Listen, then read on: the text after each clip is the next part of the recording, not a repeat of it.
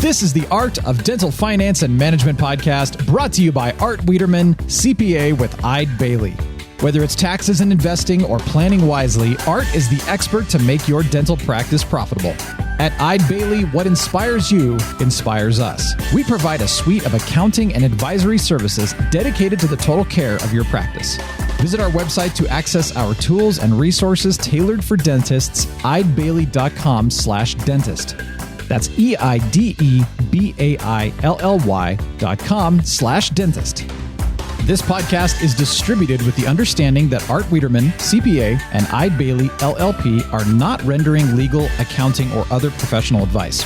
Listeners should consult with their business advisors before acting on any of the information or opinions shared. If you have questions and or feedback, make sure to email Art over at awiederman@eidebailey.com. That's AWIEDERMAN at EIDEBAILLY.com. You can also give Art a call at 657-279-3243. Without further delay, here's your host, Dental CPA Art Wiederman. And hello, everyone, and welcome to another edition of the Art of Dental Finance and Management with Art Wiederman, CPA. I'm your host, Art Wiederman. Welcome to the podcast. It is a beautiful, sunny day here in the first week of December. It's Thursday, December the 3rd. And as I've told all of you, we're now getting close to being 9 months into this COVID-19 pandemic, and things are changing every single day. So I'm going to give you a little bit of updated information as to where we are with stimulus and the economy and stuff. And today's topic is very relevant because, dentistry's done very well. Dentists are buying practices. Dentists are building out practices. Dentists are remodeling. They're taking more space. They're expanding. They're buying real estate. And my really good friend, and as I've told you guys, it's not like everybody is my really good friend, but this guy is a really good friend of mine. Brian Mills is a buyer's representative when it comes to leasing and buying space. I've known Brian for probably 15 years. And Brian is the guy that I go to if I have a client who wants to lease space, who wants to maybe renegotiate a lease, get more space, buy a building. So, folks, because we have a pandemic, landlords are still landlords. They do what they do. They're not the most user-friendly people on the planet, as we've found out over my 36 years. And so Brian and I are going to help you navigate today. When should you renegotiate your lease? What you should be talking to the landlord? Should you be talking to the landlord at all? What things should you ask for? What's a recapture clause? We're gonna open up the doors. Brian was actually my second podcast 2 years ago, and obviously things have changed a lot. So we're gonna get to Brian in a little bit. I want to give you some information. First of all, please check out our partner, Decisions in Dentistry Magazine. Great clinical content, a second to none advisory board of the who's who in clinical dentistry, great articles, great continuing education, very reasonably priced. You can get 140 continuing education classes at your fingertips for one low annual fee, one annual price. And go to their website at www.decisionsindentistry.com. If you go to the podcast link, you can actually click on and request a complimentary 30-minute consultation with a member of the Academy of Dental CPAs, of which I am one. And by the way, I am a dental director at the CPA firm of Eide Bailey. That's EIDEBAILLY. We merged our firm with Eide Bailey about 4 months ago, and it is the best thing we've ever done. These folks have resources that I could not dream of getting access to. And you've heard some of the folks from Eide Bailey, and you'll hear some of them going forward. And if you are looking for a dental-specific CPA anywhere in the United States, we have 24 CPA firms through the Academy of Dental CPAs that represent over 10,000 dentists. We have about 800 of those dentists at Eide Bailey. I am in Tustin. We work with about 300 of those dentists, and we're certainly here to help. So if you have not met with a CPA or your CPA doesn't know what a PPP loan is, give a call, www.adcpa.org. So let me give you my update for December 3rd. I have been in touch with Megan Mortimer from the American Dental Association. Megan has been my right arm, my lifeline. If you like Who Wants to Be a Millionaire, she's the lifeline. Or she's also phone a friend. I think she's all my lifelines, right? And she and I have been talking. So here's where we're at right now. A bipartisan group of senators and congressmen have introduced a $908 billion package. Remember that the Democrats wanted through the HEROES Act that they passed months and months ago about a $3.2 trillion stimulus package. The White House and the Republicans were looking at closer to $1 trillion, but we realize, folks, that people are hurting in this country. I mean, they may very well shut down completely the city of Los Angeles in the next week. We've got this pandemic is just unfortunately raging, and we haven't even seen what's happened from people getting together on Thanksgiving. So there are going to be more shutdowns. Although I'm going to give you some economic news here that's going to be very surprising, and there's reasons for it. So they've got to do something with stimulus. The federal unemployment benefits are going to run out here shortly, they've got to do something to help people. I am going this Saturday morning to a local high school to spend 3 hours handing out boxes of food to people that are less fortunate than I, and I try and do that as often as I can.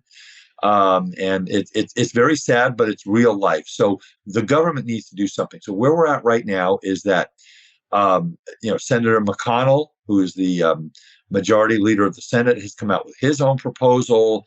This other group has come out with this $908 billion proposal, which, by the way, includes $288 billion for a second round of PPP loans. So, folks, stay tuned. We may have some more money coming to you. They're talking about anybody who's had anywhere between a 30 and 50% decrease in revenues in their business between Q2 of 2020 and Q2 of 2019, which is going to be many of you, because that's what happened, because that's what happens when you shut a business down for 8 to 12 weeks. You got no revenue. So keep track of that, and we'll be certainly on top of all of that for you. So right now they're debating about whether to make the PPP expenses deductible. I was on the phone with Megan talking to her about, their Congress is trying to, they're batting a ball around between making the idle grant not allowed, for forgiveness versus the deductibility versus other things. They've got all kinds of things they're talking about. And this is all on the news and the internet. So it's an hour-to-hour, day-by-day thing. We think, and Megan shared with me, they've got to do something by Saturday because the 11th, the government runs out of money. So there will be something. It may just be a bill to extend the debt ceiling and allow the government to continue, and they'll kick the can down the road until the new administration and the new Congress takes a seat in January. We just don't know. It is literally an hour-by-hour thing. At the moment, the expenses that you're paying through your PPP loan are not, I repeat, not tax deductible. So when you do your tax planning in your profit and loss statement, whether it's from your CPA or from QuickBooks or Quicken, you've deducted $50,000, $75,000, $100,000, $200,000 in expenses. When we've been doing our tax projections, what's been happening is that we've just add those back.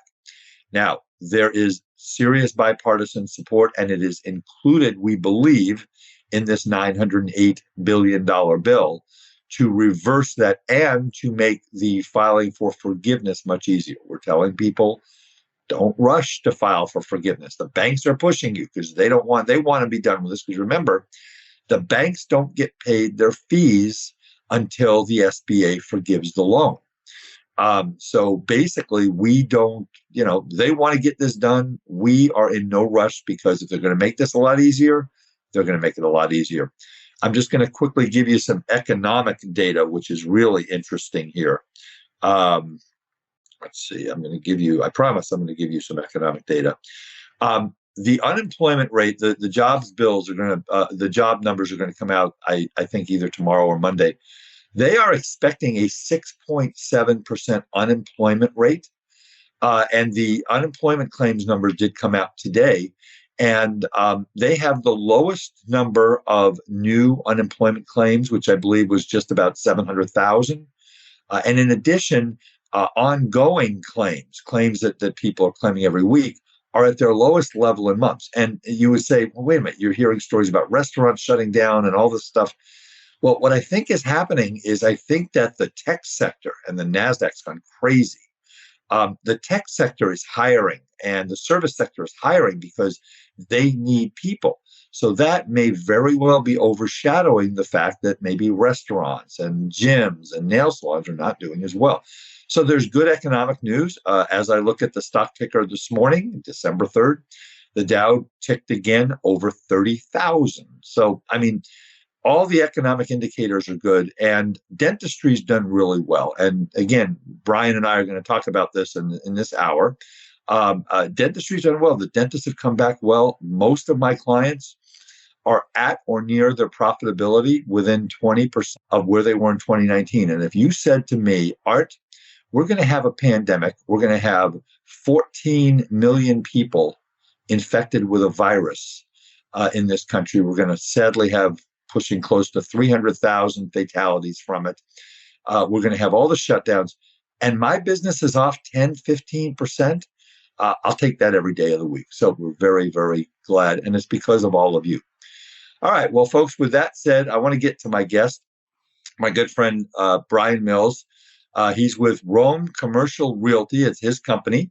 I've known Brian for 15 years, and Brian is probably the most knowledgeable person that I know when it comes to dealing with landlords, helping dentists get leases, renegotiate leases, negotiate new leases, purchase buildings.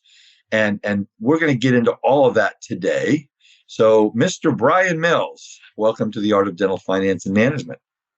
Thank you, Art. Appreciate it. Excited to be here. How you doing, man? I'm doing well. How are you? I'm good. And you're not too far from me. I'm in Laguna Beach, and you're in, I think, San Juan. I am. San Juan Capistrano, and the hills of San Juan Capistrano. And I hear that the children units in your house have been locked up in a freezer with the same temperature as the Pfizer vaccine while we do this podcast. I don't know where they're at, and I don't care right now. So your wife gets a medal. That's how it works, right? All right. She definitely deserves a medal. Well, very, very good. So, hey, Brian, why don't you just tell everybody about yourself, a little bit about your journey, your history, how you came to your company, and all this stuff. Yeah, absolutely. Well, the first thing I love that you said landlords are not very user friendly.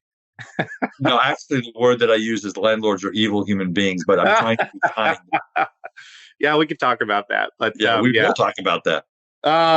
Yeah, I've been in the dental industry for almost 20 years now. It's I always think of myself as the young kid in the room, and my clients are all these old doctors, and I walk in and they're all 10 years younger than me these days. It always shocks me. Well, you're like the cool son I never had. You got two cool sons, but I do have two cool sons. Yeah. So yeah, I've been in the dental industry specifically for, like I said, pushing 20 years. I am the owner, broker of Rome Commercial Realty. We are a California-based firm. We cover all the way up and down from Northern California all the way down to San Diego. We have a rocking team. There's two things that we do extremely well. Is number one, and I think you talked about it a little bit, is we are a pure or true tenant buyer firm, which means we don't represent landlords whatsoever. A lot of people kind of say that on paper, but unfortunately, behind the scenes, that's not necessarily true. With Rome, we only represent tenants and buyers. And number two, we specifically work with healthcare clients. 90% of our clients are dentists. So if you have to pick a vertical, dentistry is really where we're the strongest in. So tenant and buyer representation, and really only dentists. So our fiduciary, which is a fancy word for legal, our fiduciary legal responsibility, similar to an attorney or your wealth advisor or your CPA, our legal responsibility starts and stops with our clients who happen to be dentists. Our job is really to save you as much money. And again, I don't I bring the best people onto this podcast. I don't have to advertise what Brian does. I've seen Brian save my clients tens, in some cases, hundreds of thousands of dollars, which we're going to talk about how you can do that in negotiating a lease today. So let's get started talking about kind of how all this is affected. So you might have heard we have this little pandemic thing going on. It's been going on now for almost 9 months. How has that affected the medical, dental, let's say more dental, obviously here, commercial real estate market? Well, that's a great question. It's really market specific. So let's focus on California specifically. So fortunately or unfortunately, most of our landlords are institutional, meaning they are very large organizations. Oftentimes they're publicly traded REITs or the likes of Irvine Company. I mean, these are some major heavyweight players out here. East Coast, West Coast, that is really kind of big boy real estate and negotiations out here. You're not dealing with a Midwest, mom and pop real estate landlord or somebody who owns one small retail center, one small medical office building. So here, solvency is not the biggest issue with our landlords. Now, are there some vacancies coming up in retail spaces? Absolutely. Unfortunately, a lot of individual restaurants and service-based businesses are going out. It's really sad to see. Hopefully those won't be replaced by huge corporate organizations, but we won't see for probably a year. But in terms of medical, that's part of the reason why I'm in this niche, is because it's a very safe niche to be in. Even in this downturn, some doctors are doing even better than they did before. They are. So it hasn't. Yes, it has hurt. Definitely some medical practices, some dental practices for sure. But in terms of the state of real estate specifically, it's not like it has opened up this huge vacuum and all of a sudden, you can cut your lease in half or, do these crazy deals that you couldn't do a year ago. I always say, you know what, if I did a deal for you as one of my clients a year ago, and now in the thick of COVID, if all of a sudden we cut that deal in half, I didn't do my job appropriately 12 months ago. So whether it's an up economy or down economy, or we've got something crazy like COVID going on, you should always be maxing out your opportunities financially with your real estate anyway. And the market doesn't swing that much, even in this crazy time, to where the deals should be that far apart. We do have some really much needed leverage right now, but the real estate market hasn't changed that much in terms of California specifically. Now, if you go to Kansas or Oklahoma, it could be a totally different story. If you have a landlord that has one single, retail location or medical office building, the deal could be significantly different there. It just depends on the landlord. And again, we're going to talk about landlords here in a second, your favorite topic, as is mine. Mm-hmm. And I mean, you've got, like you mentioned, Irvine Company, you've got Blackstone Group, you've got all these big players who couldn't care less if a meteor was headed for their building. They're still going to act the same way. So are landlords, Brian, acting any differently? And maybe take it into two groups. The big box landlords, the people that are worth more money than God, that this pandemic maybe isn't affecting as much because they've got a war chest and with a stupid amount of money, versus the, maybe a dentist who owns a building and this is one of their real estate investments and they're using it for retirement and they don't know as much and maybe they're a little more user friendly. Talk about the different types of landlords and how are they acting differently than they were before a pandemic? Yeah. Well, I think a good example of what's going on in the market right now in California, again, specifically, is several landlords actually just pulled back all their vacancies off the market, which was a little bit shocking to some people, meaning there was a vacancy off the market, pulled it off the market and said, you know what, we don't, again, solvency is not our biggest issue, speaking for the landlord. And they said, we don't need to succumb to the market that's in flux right now. So we're going to take this 3,000 square foot space and we're just going to put it in our back pocket. We're going to pull it off the market. We're going to let it sit vacant. And when the time is right, we'll come back to it. That's how you know you're dealing with an organization who has some really big cash reserves, is when they take their product off the market and says, hey, listen, we know we've got this wedding cake sitting on the shelf, but the time is not right to sell it. We're going to pull it back. And when the market is right, we'll bring the product back to the market. that's it. That's a real indicator of who you're dealing with. That doesn't make it bad. That's just somebody who is is very solvent and knows their business and knows when the time is right to strike and when the time is right to pull back from the market. So they're willing to forego rents for maybe a year or two versus getting back into the market when they can get a better long-term deal. Is that basically what the deal is? Yeah, we don't want to get too far off in the weeds, but most of these portfolios are valued on investment numbers. It's called capitalization rates if you want to get technical. And so landlords, rather than strike a below market deal, will wait for the right deal, whether it takes a year, 2 years, 3 years. One thing they know is their spreadsheet math very, very well. So, landlords will pull back properties or they'll sit on properties vacant for a number of years until they get that right deal rather than devalue their entire property. Because one bad deal in a huge retail or medical building can devalue the entire medical office building or retail center by $500,000 just based on one little deal. So, Brian, I want to cover three major areas today. I want to cover lease renewals. I want to cover someone who's going out for a brand new lease. They haven't leased a particular space before. And then I want to talk about buying real estate. So let's start off with lease renewals. So how long before someone's renewal is coming up, should they be thinking about, talking about re-upping on their lease and walk through the process? I mean, how should they do it? Do they call the landlord and say, "Hey, Joe, I'm up in 6 months. I'm up in 9 months." What's the process? Yeah.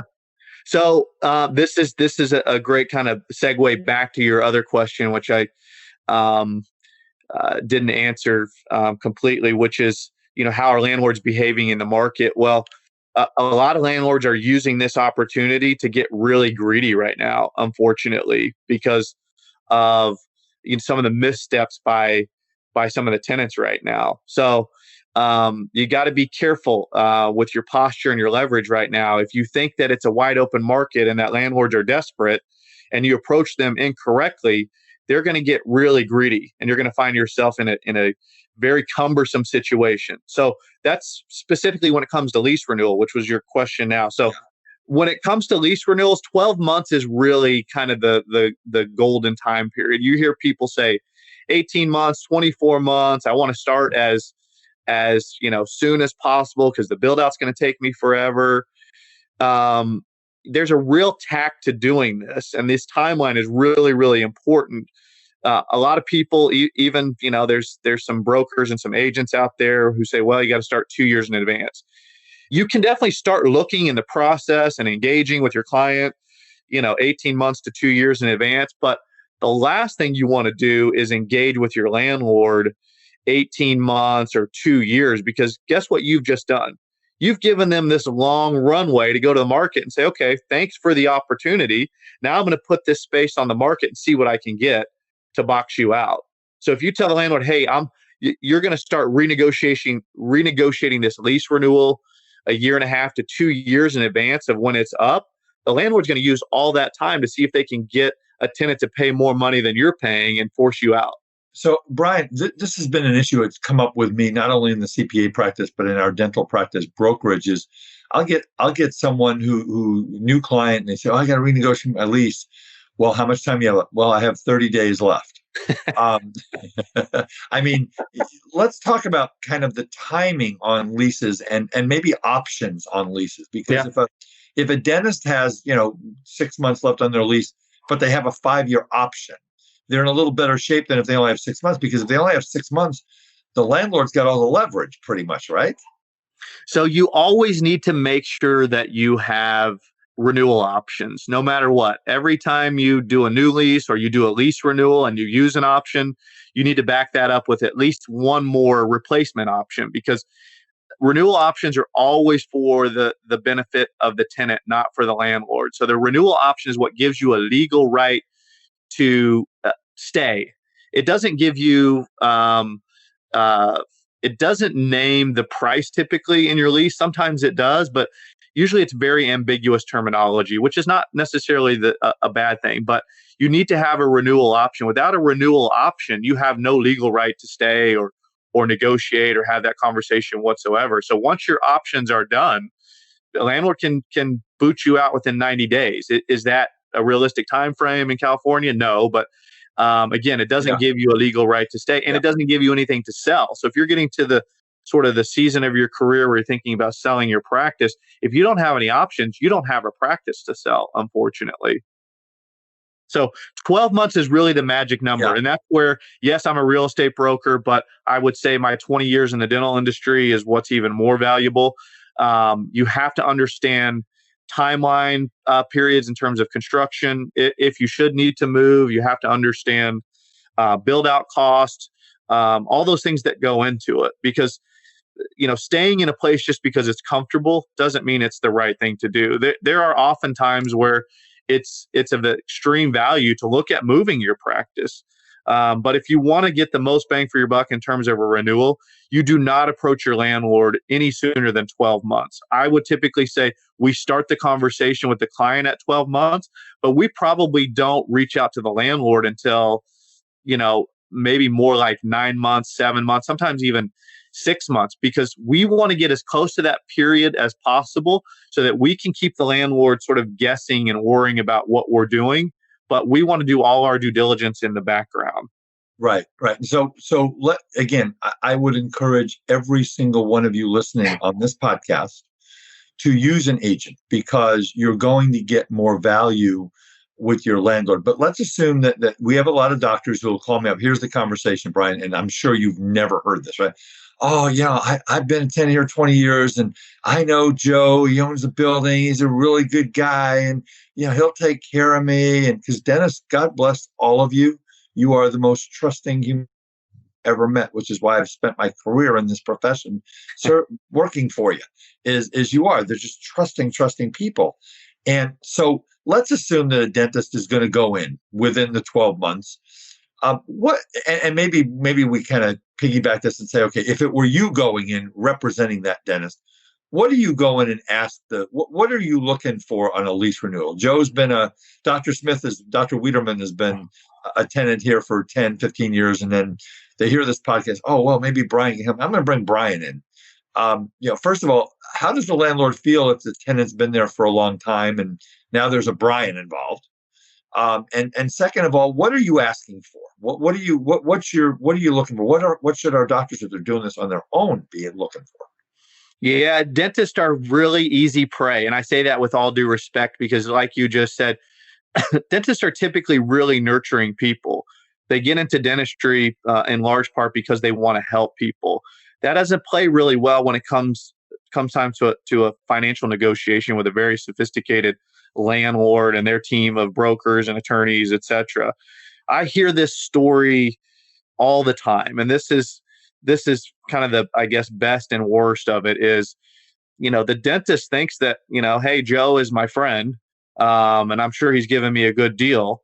And then when I show them actually what the market analysis or maybe a deal that I've done in their building on the floor up or right next to them, now it's sort of like, oh gosh, my friend owns the bar and he's been charging me $12 for a Coors Light all these years, and I just didn't know any better. So those are some of the situations where doctors really get in trouble, is they overtrust without verifying any of this information. So part of my job as your representative is to show you what the true market is, not what the advertised market looks like, but where the true deals are being had. And we do hundreds of deals in the market every single year.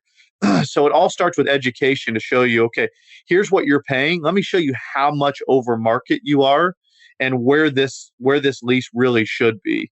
So yeah, those are things you have to be careful of. When I get involved, do the landlords like it? No, because they know that they're dealing with a professional, and they typically know me already and what I do often, but they would rather that a client or a tenant be unrepresented because they're at an extreme disadvantage. They know that inherently they really have no idea where the market is. And so the landlord can sort of name the price and say, hey, yeah, trust me, that's a good deal. That's a great rate. When the delta between what they're offering and what we negotiate oftentimes is $200,000, $300,000, $400,000, $600,000 indifference. These are not made up numbers. It's not like we're trying to save a nickel on a box of gloves here. We're trying to have a windfall result for our clients that allows them to go out and upgrade their practice or buy new technology or just save that overhead and put it in the bank or invest it with their CPA and their wealth manager. Now, Brian, the other thing that people need to know about what you do is that your services, as a general rule, unless things have changed, you're generally getting paid by the landlord, right? Isn't that how that works? That's right. And people would say, I see the wheels sort of turning when I meet with my clients, and I always tell them, hey, if you're not asking me this or you're not thinking this, you should be thinking it or asking it. So let me approach the subject for you. If I'm getting paid by the landlord, isn't that a huge conflict of interest? Absolutely, it could be. But first of all, this relationship has to start with trust, right? How the heck do I know I need a crown on number 19 if I'm paying you for those services? Well, right. I have to trust that you're doing what's in my best interest.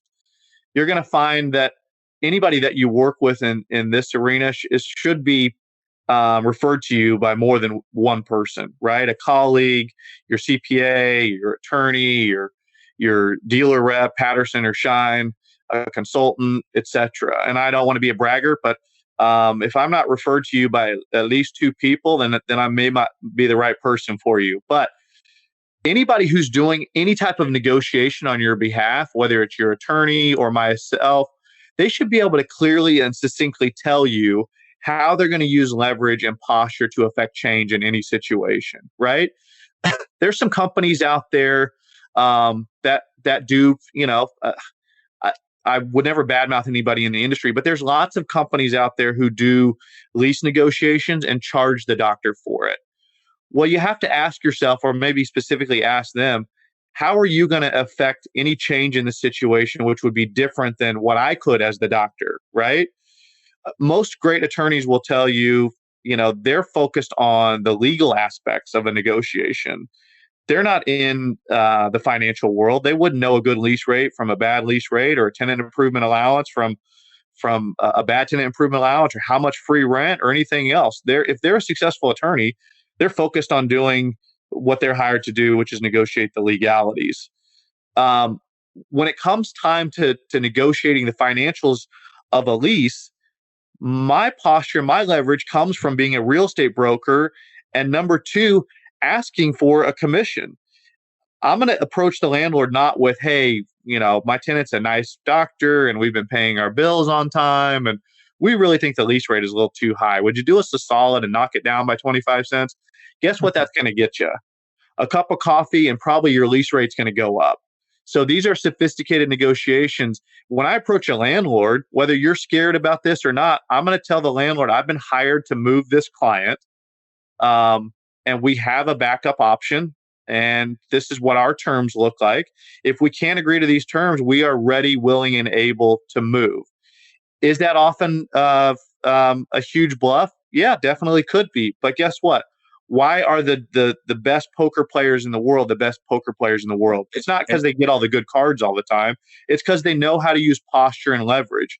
And if I approach the landlord and don't ask for a standard real estate fee, the landlord's going to say, well, why the heck would you do this deal pro bono if you really had a backup option? That doesn't seem like reality to me. And Brian, what's interesting is, and I teach this to clients and in my lectures, on the podcast, and the webinars, is what should I offer? What should I do? Or what should I ask? Or what should I try and get? And it comes down to this: in any negotiation, now we're talking we could be talking a lease. We could be talking about you negotiating with one of your children as to whether they're going to eat their vegetables. What's your leverage? Your leverage is they're not getting any Christmas presents, right? That's your leverage, right? Yep. Okay. So whatever, well, you're not going to do that. But anyway, the leverage in this negotiation controls. If this is the only medical dental building in your town and you have no other choice, and that landlord knows it, your leverage is less. But if there are lots of other buildings and there's vacancies, and Brian comes in and says, by the way, Dr. Wiederman, there's 3 medical buildings within a 2-mile radius that are just as good, if not better than this building, who'll give you a better TI allowance, who'll give you a lesser rent, who'll give you more of this and that and the other thing, right? Isn't it come down to what leverage the doctor has, which is why you don't want to wait till 30 days before your lease runs out? Yeah, and you never want to give up your, I keep saying this word posture. Posture is really the perceived reality of a threat, right?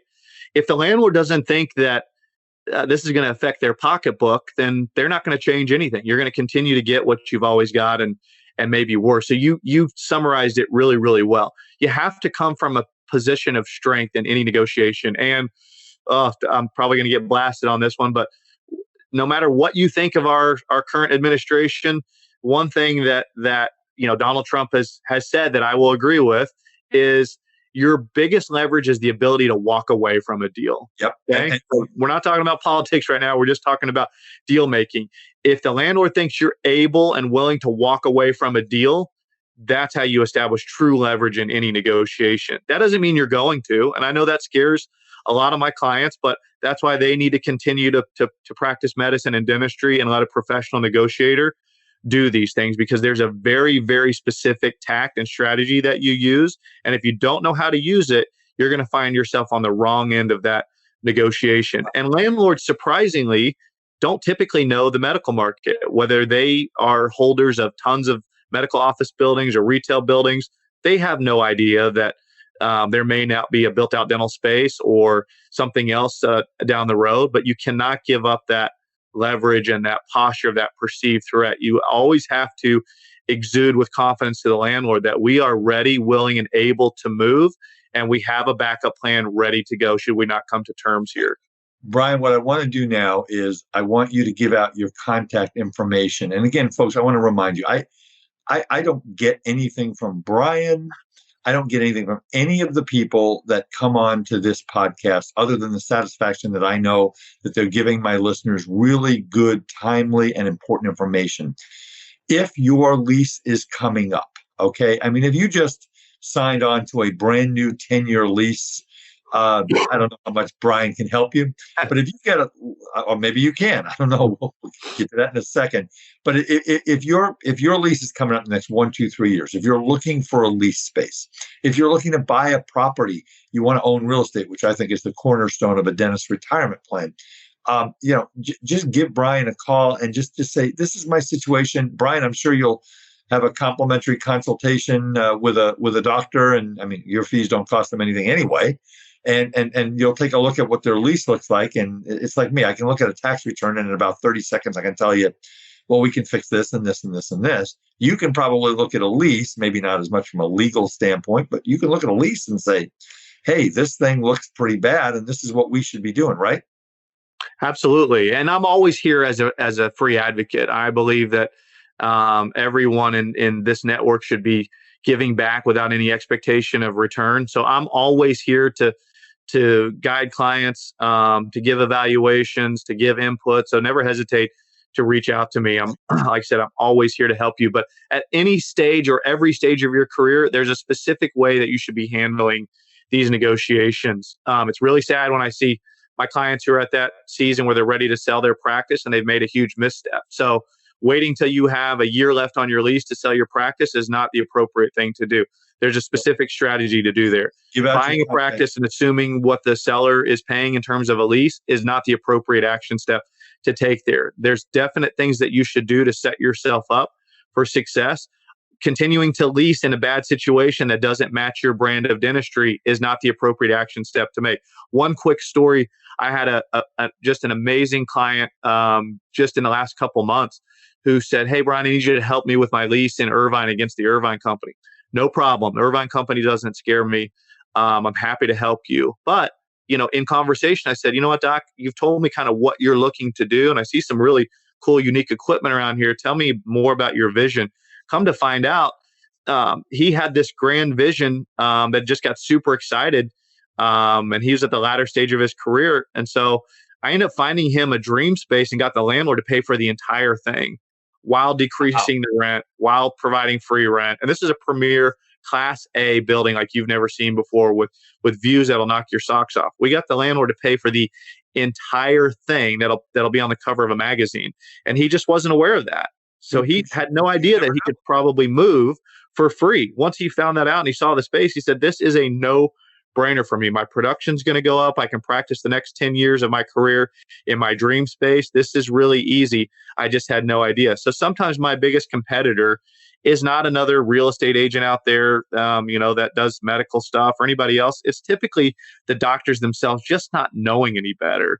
You can go out and buy your own building for 100% financing if you've got an existing practice. So yeah, if you just signed a 10-year deal, call me in year 6 or 7, and I can show you how to buy a building and amortize the remaining lease rate into your real estate purchase.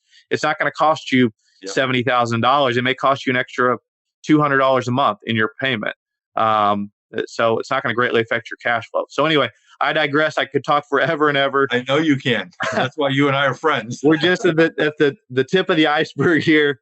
My contact information is you can just email me directly, Brian, BRIAN at Rome, ROAM, commercialrealty.com. Again, that's Brian, BRIAN at Rome, ROAM, commercialrealty.com.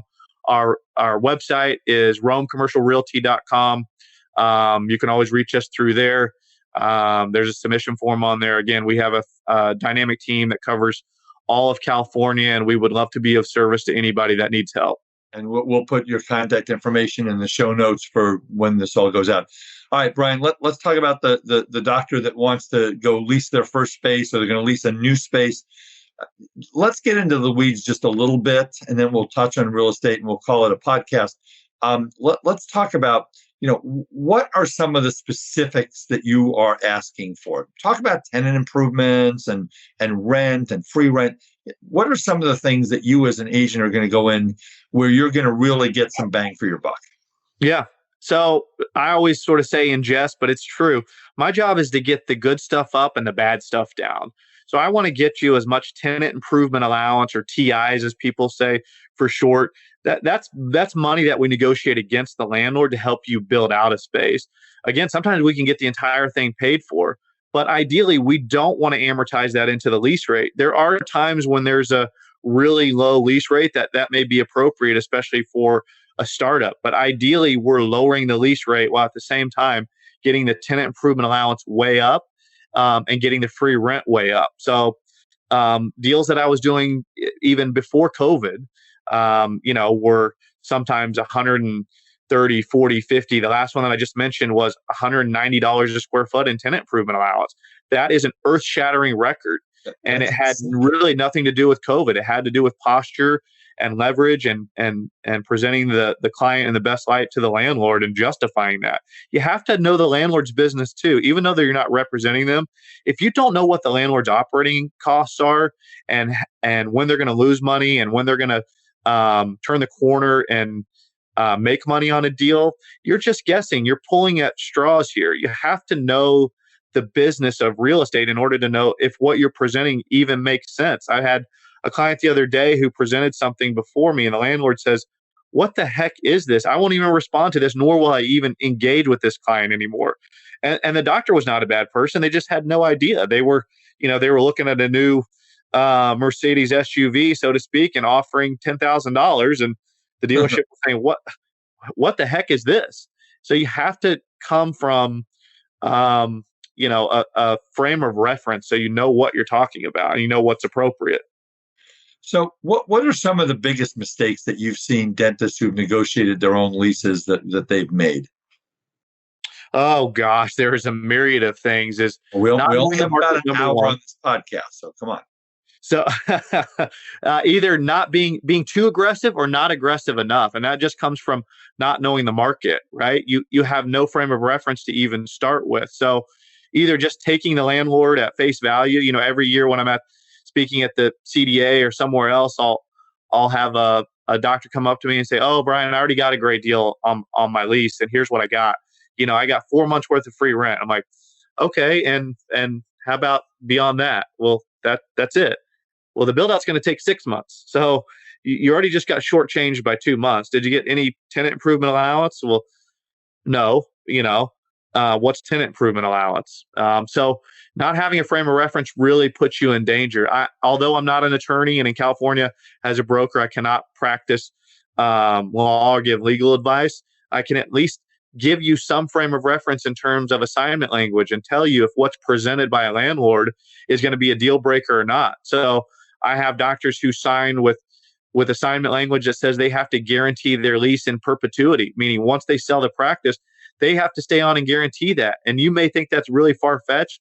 It's not. I have doctors every day when I look at their lease who are selling their practice. And I said, if we were to take this right now, you have to guarantee this lease forever, regardless of if you sell the practice or not. So it's really being uneducated, and having an agent doesn't mean that you're protected. You need to make sure that you're working with a firm that knows dentistry, who has a history in the marketplace, and is expert in negotiations. Well, and you got to have a team, because we need not only Brian to be involved, but we need a dental attorney. Yes. And you and I are, we know all the players, we know everybody, we know, and virtually all the dental attorneys that hold themselves out are very, very good at what they do.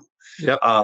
And I know them all, and you know them all, and we see them all at the event. Well, we haven't seen anybody at events in a while, but I wouldn't even do a deal without a dental attorney. I tell clients regularly, if you're not willing to protect yourself and spend a few $1,000s on a dental attorney for something that could cost you $1 million, I cannot associate with this deal. It puts you in too much jeopardy to do this on your own. My classic story is about a client who 20 to 25 years ago basically got a space, killer space. And I said, did you have an attorney look at it? No, the attorney wanted to charge me some money, and the landlord said it was really good. Well, this is a landlord that my attorney that I wanted, that actually, ended up helping him a little bit at the back end when he sold his practice, uses this as a case study. I ended up having to deliver I think it was a $100,000 check to the landlord so that we could transfer the lease to the seller. And I went to the landlord after all of this, and I looked him in the eye. I said, "You're evil." And he just smiled at me and took my check. So, not my check, my client. So he had to give up $100,000 of his $1.1 million sales price to get out of his lease so he could sell his practice. Well, you got to imagine, we're sort of vilifying landlords, and I'll be the first often to do that.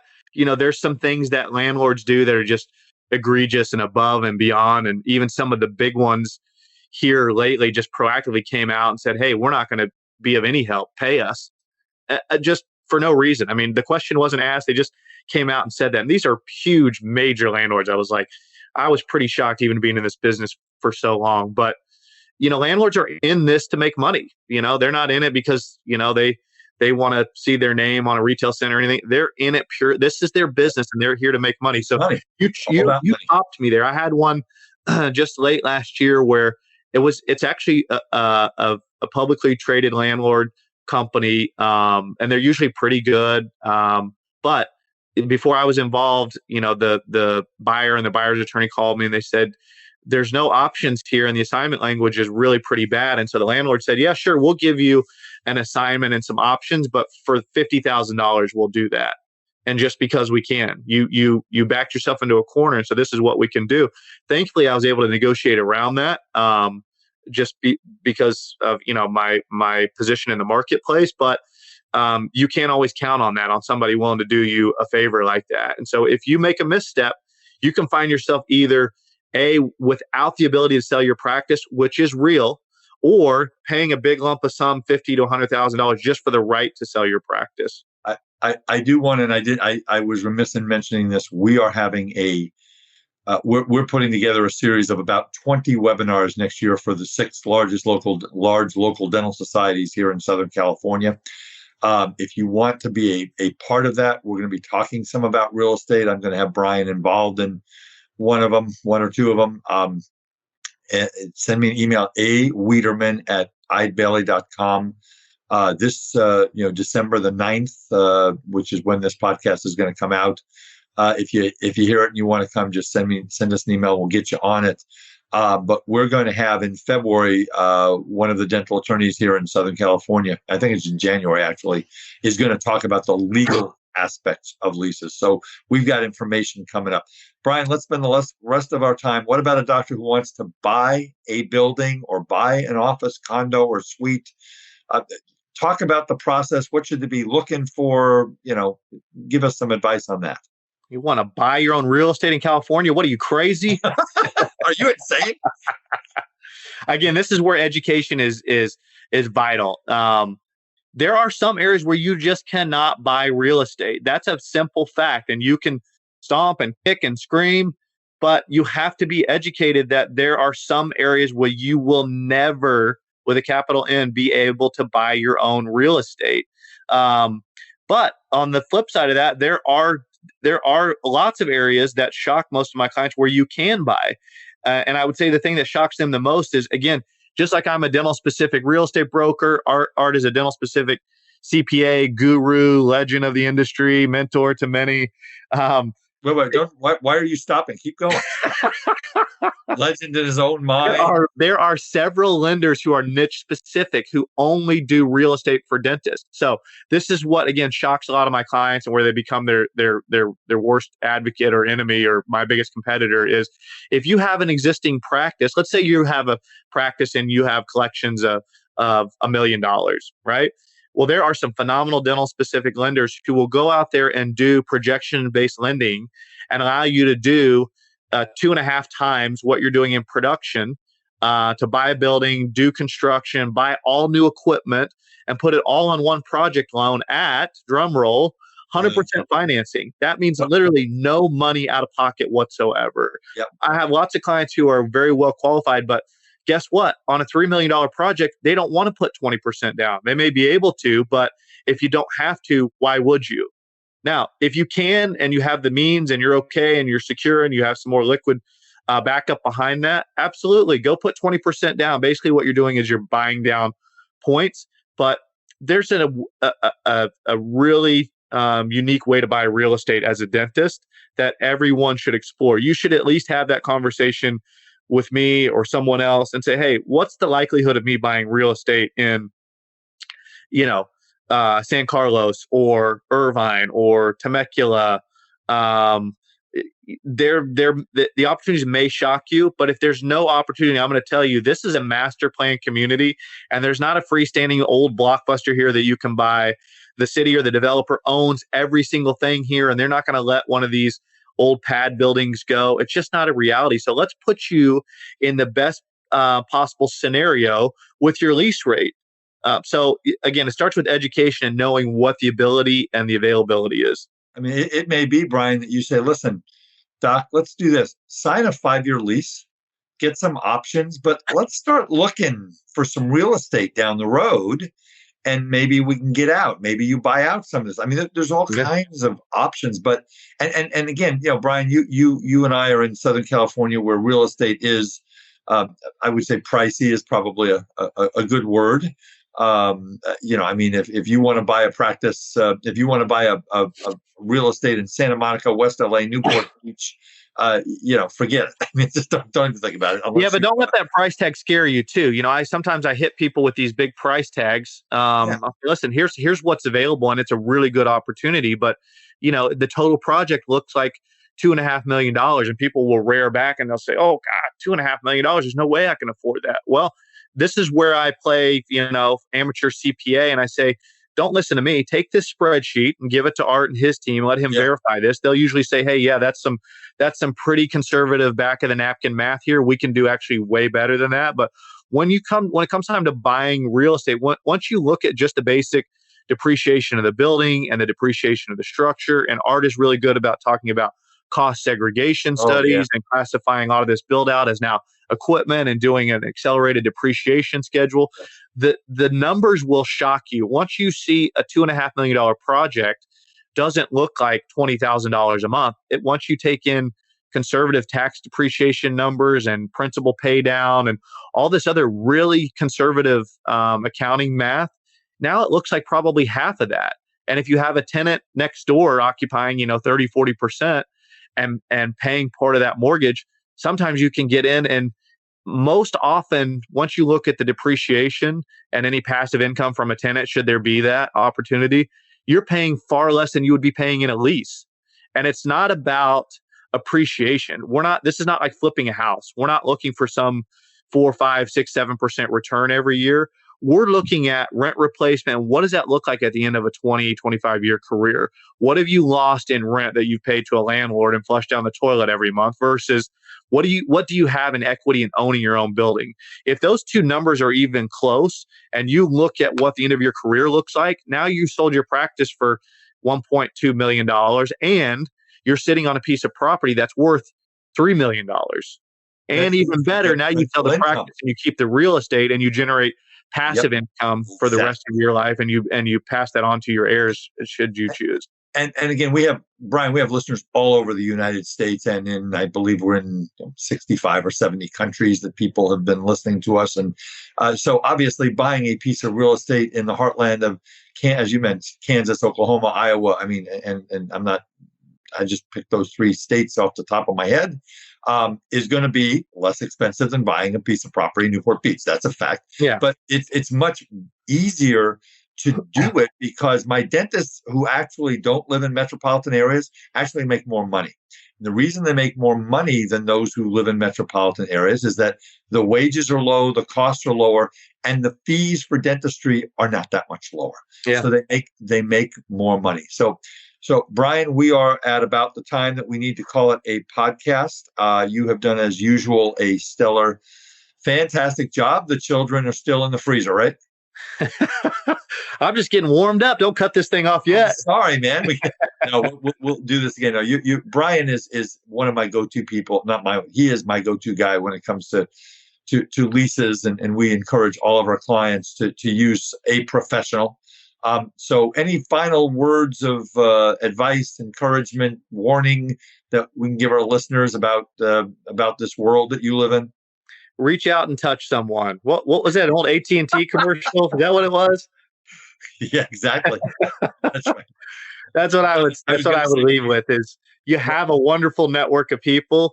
Reach out and make contact. I know that sometimes we get busy or you get intimidated. You don't want to have those conversations, but the dumbest question is the one that you never ask. So there is a specific answer and a strategy for every point of your career. Don't put your practice on the market without talking to me about where you're at in terms of your lease. I'm going to probably tell you something that's the complete opposite of what you think you should do based on tons and tons of experience. If you want to buy a practice, reach out and talk to me in the beginning. I'm not a practice broker. I'm not looking to get involved. That the forensic accounting, that's Art's world, and the world of practice brokers and attorneys. I'm just helping to guide you in terms of the real estate so that you don't make a misstep.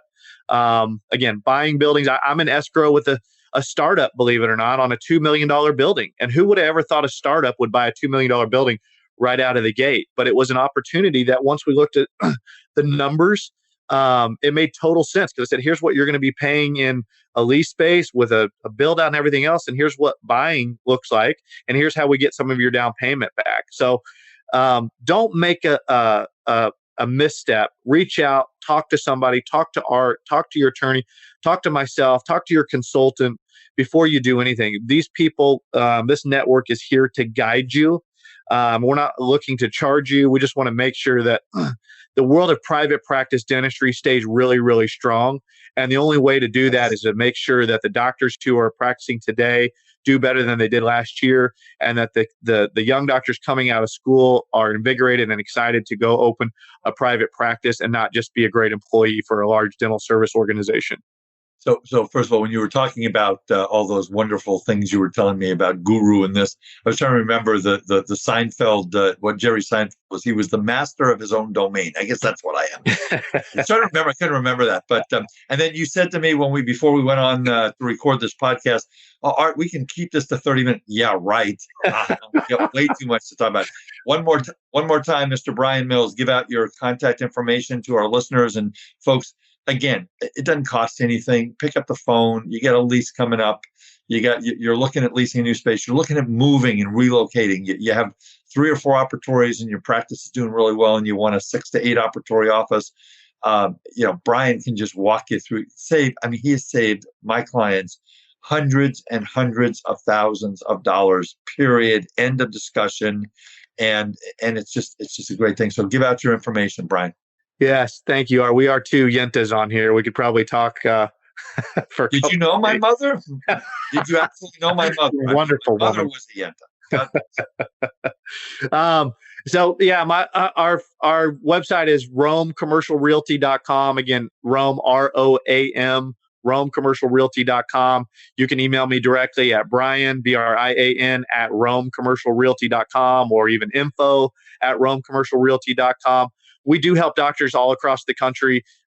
We may be able to help you wherever you're at. If we can't, we can refer a really good partner who's trusted and will take equally as great a care as we would to you. But it doesn't really matter where you're at. We can definitely help you and guide you and be a resource for you. So again, thank you, man. It's so great to see you, and look forward to seeing you in person when we're on the other side of this. I love what Dr. Fauci said. The cavalry is coming. That gave me the chills when he said that the other day. No, it is. And folks, I want to again tell you, I've been using a 5, and Brian, hang on till after we sign off here.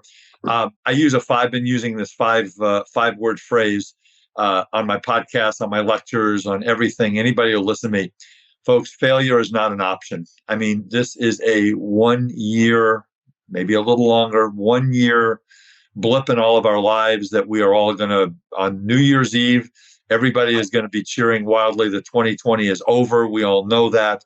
But the dental profession is strong. It's stronger than I would have imagined it was going to be. My patients, my doctor's patients they're coming in, they're having work done. They realize that COVID-19 is a virus that can be mitigated, vaccine or not, if your mouth is healthy. And that's the story that you've got to give to your patients is, folks, this COVID-19, how horrible it's been and everything it's done to all of us. What it's done is it is reinforced the fact that your patients need to know that by having a healthy mouth, this virus, this illness, and any other illnesses that are coming down the pike can be mitigated to some extent by good, healthy teeth and good quality dentistry. And we need to remember that. So again, folks, if you want to get a hold of me in my office in Tustin, I'm at 657-279-3243. Email me at Wiederman, Wiederman, at Eide Bailey, that's EIDEBAILLY.com. If you're interested in the research and development tax credit, go on to www.eidebailey.com/dental-RD, and we've got some great information, and you can contact us about that on this webinar on December the 9th, which is the day this is coming out. We're going to be talking about tax planning, and we've got a whole series of webinars with 6 local dental societies here in Southern California. Please, if you're a member of these societies, it's Los Angeles, West Los Angeles, Orange County, Harbor, San Gabriel Valley, and San Fernando Valley. But even if you're not a member of one of those societies, get a hold of me. It's all virtual. The more the merrier. I think our platform at Eide Bailey holds 5,000 people. Let's get you on here. We get a lot of good information coming down the pike. Go to our Decisions in Dentistry Partners website, www.decisionsinDentistry.com. Click on podcast. You can get a 30-minute complimentary consultation with a dental CPA who's a member of the Academy of Dental CPAs, and go to our website for our wonderful, wonderful group, my wonderful friends at the Eide CPA, 24 CPA firms that represent over 10,000 dentists. Anywhere in the country, we got you covered, www.adcpa.org. Brian, thanks for your time. Thanks for your great information. I mean, you are just a wealth of knowledge. And you can go ahead and take the kids out of the freezer. I don't know, maybe you want to thaw them or something. I don't know, whatever. That's up to you. Anyway, folks, that is it for this episode of The Art of Dental Finance and Management. Please, God bless all of you. Please stay safe.